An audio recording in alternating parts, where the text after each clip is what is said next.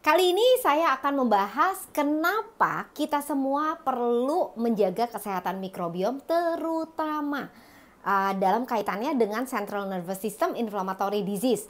Apa itu? Kok panjang bener Bu Ayan ya? Oke, itu adalah penyakit-penyakit yang berhubungan dengan syaraf, teman-teman. Berhubungan dengan syaraf. Penyakitnya seperti apa?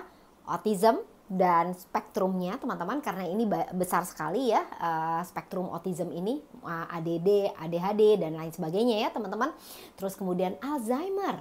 Alzheimer itu adalah kepikunan, teman-teman. Jadi orangnya lama-lama yang menderita Alzheimer itu biasanya nggak bisa ngomong karena dan lain sebagainya ya. Terus kemudian Parkinson, teman-teman. Parkinson itu juga adalah central nervous system inflammatory disease yang gemetar-gemetar dan biasanya orang taunya seperti itu ya, teman-teman. Biasanya jalannya juga kepengaruh. Terus kemudian apalagi multiple sclerosis, teman-teman. Kemudian stres, yes. Stres jadi neuropsychiatric disorder, teman-teman. Jadi stres, schizophrenia dan lain sebagainya, teman-teman. Nah, ternyata ini semua ada hubungannya dengan kesehatan mikrobiom kamu. Kok bisa ya? Dari mana hubungannya, teman-teman? Oke, jadi konten video ini saya ambil dari sebuah artikel yang bernama Your Microbiome Nutrition and Health, the latest by Christina. Saya akan taruh linknya di deskripsi sehingga teman-teman bisa mempelajari dan membaca langsung. Karena Christina ini adalah seorang yang luar biasa, teman-teman. Dia master degree and everything ya, PhD and banyak sekali. Memang dia sudah bergerak di bidang nutrisi dan juga penelitian, teman-teman. Oke. Nah, jadi apa hubungannya? Yang pertama, teman-teman, mikrobiom kita itu berfungsi di blood-brain barrier. Apa itu? Itu adalah seperti ibarat tuh kayak tembok ya. Kalau saya pakai bahasa awamnya, teman-teman, tembok yang membatasi pembuluh darah menuju otak kita. Jadi mikrobiom kita membentuk sel yang menutup sekali, jadi tightly packed. Jadi selnya itu rapet, teman-teman, sehingga dia ngeblok atau membatasi bahan-bahan atau substances ya, substances yang berbahaya yang bisa masuk ke dalam otak kita.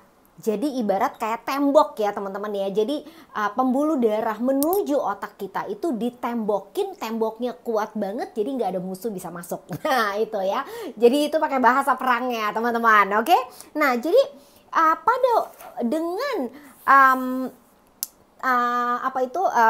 tight cells ini, teman-teman, yang ngeblok si substance ini, teman-teman, gut microbiome kita, mikrobiota kita juga memproduksi hormon-hormon happy. Nah, siapa yang mau happy? Banyak sekali orang bilang kalau mau happy makan coklat. Itu benar, teman-teman ya. Karena coklat adalah salah satu efeknya itu adalah membuat serotonin ya. Termasuk sebenarnya pete ya. Pete itu yang buat mungkin yang makan nggak stres ya, happy, tapi yang cuci toilet saya nggak jadi stres ya. Bercanda. Oke, anyway, gut mikrobiom kita itu fungsi keduanya adalah memproduksi serotonin atau hormon happy kita. Dan gut microbiome itu berkomunikasi dengan otak kita dua arah. Inilah yang disebut gut and brain axis, teman-teman, gut brain axis ya. Dan dia berkomunikasinya bolak-balik ya. Gimana taunya? Pada waktu kamu stres pasti kamu mulai berasa perutnya nggak enak. Siapa yang takut memberikan presentasi, sebelum presentasi tuh kayak ada kupu-kupu di perut. Nah itu dia ya. Jadi si otak berbicara ngobrol dengan si perut dan si perut memberikan signal. Nah siapa yang berasa kalau udah yang namanya stres itu bisa sakit mah, kembung dan lain sebagainya. Nah itu adalah bukti salah satunya, bahkan diare ya. Kenapa otak dan perut kita itu berkomunikasi. Oke. Nah, apa yang terjadi pada waktu ketidakseimbangan terjadi di dalam mikrobiota kita? Pada waktu terjadi ketidakseimbangan atau yang namanya dysbiosis, teman-teman, ini maka akan menimbulkan penyakit-penyakit seperti yang tadi.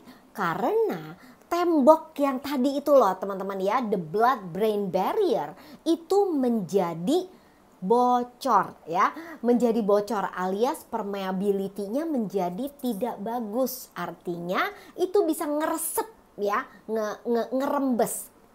Ibarat ya bocor plastik gitu, kalau udah bocor gimana sih, ada lubang-lubang mikronya, pasti air di dalamnya itu bisa keluar.